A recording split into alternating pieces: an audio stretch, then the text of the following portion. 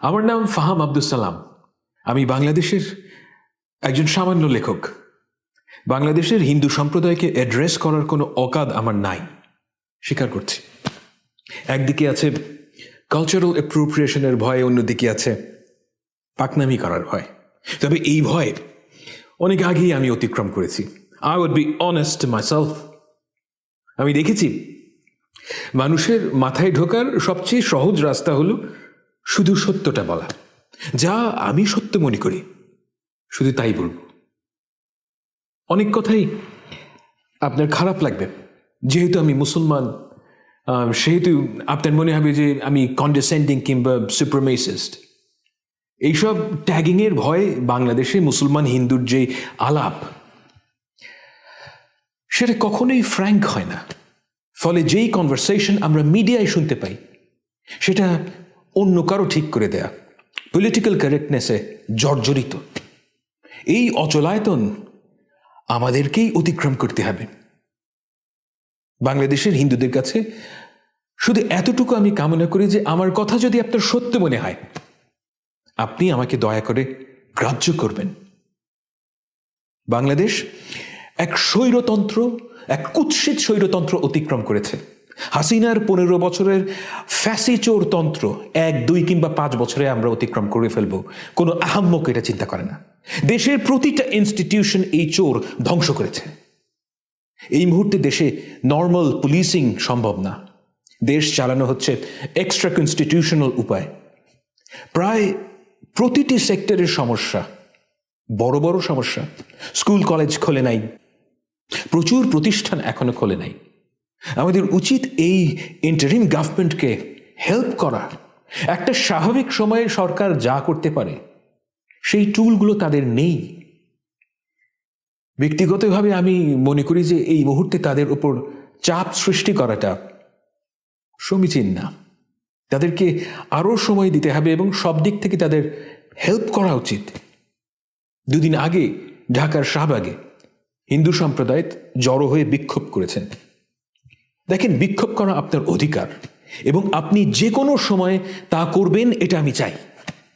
কিন্তু বিক্ষোভের বিষয়বস্তু কি, আমি এটা নিয়ে কিছু বলতে চাই। গণঅভ্যুত্থানের পর 2-1টা মন্দির ভাঙা হয়েছে সত্য, এমনকি একটা মন্দির ভাঙাও অনেক বেশি।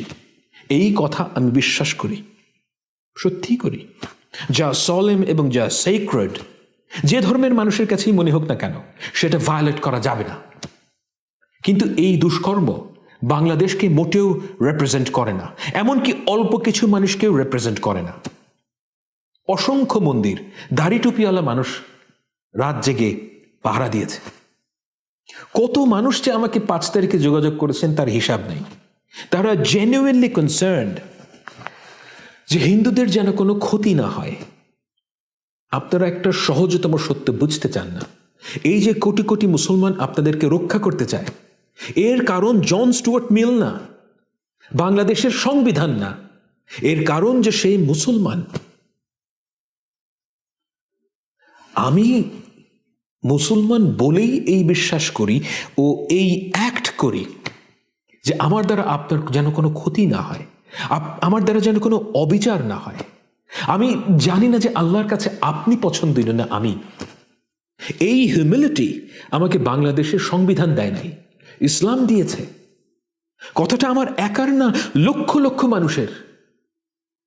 হিন্দু সম্প্রদায়ের মানুষরা মনে করেন যে একজন মুসলমান যে একজন হিন্দুকে ভালোবাসতে পারে, এর একমাত্র অজুহাত হলো যে আমি বাঙালি। এই ধারণাটা বিপজ্জনক ও ক্ষতিকর। আমি যে মুসলমান হওয়ার কারণেই আপনাকে ভালোবাসি, এই চিন্তাটাই আপনাদের মাথায় আসে না। আমার মুসলমান থাকাটা আসলে আপনার জন্য লাভজনক। Try to recognize this. গত 15 বছর বাঙালি জাতীয়তাবাদের অধীনে বাংলাদেশ ছিল। নিজেকে প্রশ্ন করেন ভাই, বাংলাদেশের হিন্দু সম্প্রদায়ের সবচাইতে দীর্ঘস্থায়ী ক্ষতি হেফাজত করে নাই, জামাত করে নাই, করেছে বাঙালি জাতীয়তাবাদীরা। সম্মিলিত স্টুপিডিটির কারণে আপনারা এই রিয়ালিটি স্বীকার করতে পারেন না।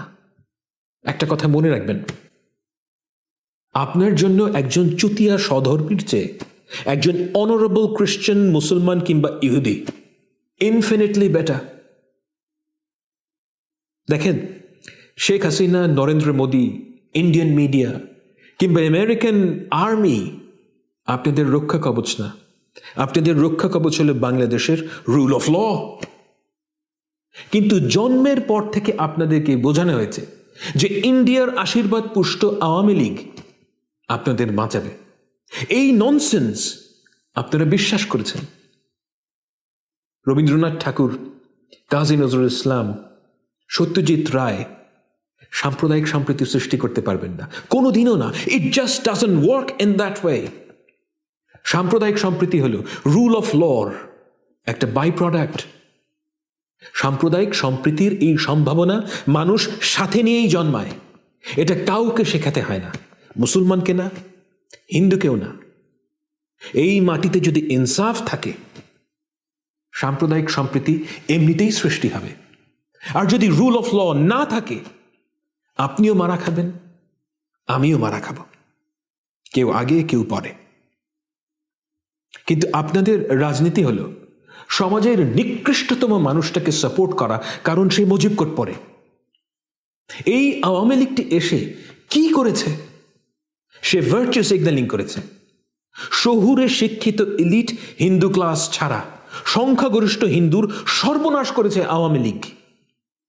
কারা আপনাদের জমি ঘরবাড়ি লুটপাট করেছে? কারা আপনাদের ঘরছাড়া করেছে? আওয়ামী লীগ। কিন্তু আপনারা কি করেছেন? বছরের পর বছর আপনারা অন্যায়কে, মিথ্যাকে নিজেদের রক্ষা কবচ মনে করেছেন। এখনো আপনাদের রাজনীতি হলো মিথ্যাশ্রয়ী। That's what you did for the last 50 years. You allowed yourself to be used in the name of প্রগতিশীল রাজনীতি। এখনো তাই করছেন। শাহবাগে হিন্দুদের যে বিক্ষোভ হয়েছে, সেখানে সেই শিশুর ছবি দেখানো হয়েছে যে হাসিনার ফোর্সের গুলিতে মারা গেছে। আওয়ামী লীগের কর্মীরা মিথ্যা কথা বলছে, আর সেই মিথ্যা ইন্ডিয়ার পত্রপত্রিকা ছাপাচ্ছে। আপনাদের কজন মানুষ এই মিথ্যার বিরুদ্ধে দাঁড়িয়েছেন? আপনারা জানেন যে এগুলো মিথ্যা, কিন্তু আপনারা রিফিউট করেন না, কারণ এই মিথ্যা আপনাদের পক্ষে যায়। প্লিজ বোঝার চেষ্টা করুন, আপনাদের রাজনীতি আপনাদের নিজেদের জন্য ধ্বংসাত্মক। আপনাদের বিক্ষোভ থেকে চাওয়া হয়েছে যে আলাদা সংখ্যালঘু মন্ত্রণালয় তৈরি করতে হবে। সংখ্যালঘু মন্ত্রণালয় দিয়ে কি হবে? কি ছেড়া যাবে? Really nothing, absolutely nothing. আপনার আসল সমস্যা তো কোনো মন্ত্রণালয়ের না থাকা না। আপনার রিয়েল সমস্যা হলো যে দেশে আইনের শাসন ছিল না। কেন ছাত্রলীগের যন্ত্রণায় আপনাকে দেশ ছাড়তে হয়েছে? কারণ সে আইনের শাসনের না থাকাটা এর সুযোগ নিয়েছে। সংখ্যালঘু মন্ত্রণালয় আপনাদের অল্প কিছু শিক্ষিত ভাই ব্রাদার চাকরি পাবে, অল্প কিছু সুতিশাড়ি ভার্চু সিগন্যালিং করবে, শীতের দেশে গিয়ে পাওয়ার প্রেজেন্টেশন দেবে, আর আপনারা উত্তেজিত হয়ে উঠবেন। মফস্বলের এক সাধারণ হিন্দুর 1 ইঞ্চি লাভ হবে না। আপনারা চিরকাল মাইনরিটি হিসেবেই ট্রিটেড হবেন। এই ধ্বংসাত্মক লুজার মেন্টালিটি থেকে বের হন ভাই। আওয়ামী লীগ কিংবা বিএনপি আপনাকে বাঁচাতে পারবে না। বাঁচাবে রুল অফ ল, আর সেজন্য দরকার আমাদের ইনস্টিটিউশন। এই রুল অফ ল আল্লাহ থেকে নাজিল হবে না ভাই, আমাকে আপনাকে পার্টিসিপেট করে তৈরি করতে হবে। আপনার দিক থেকে রুল অফ ল পোক্ত করার প্রথম কর্তব্য হলো ইউ বি অনেস্ট। আপনার নাগরিকতা আমার নাগরিকতা থেকে 1 সুতা কম না। এমব্রেস ইট। আমি তো ভাই কারোর সাথে পাচ্ছি নাই, তাই আমি খুব ভালো। এই ইডিওটিক নোশন থেকে বের হন ভাই।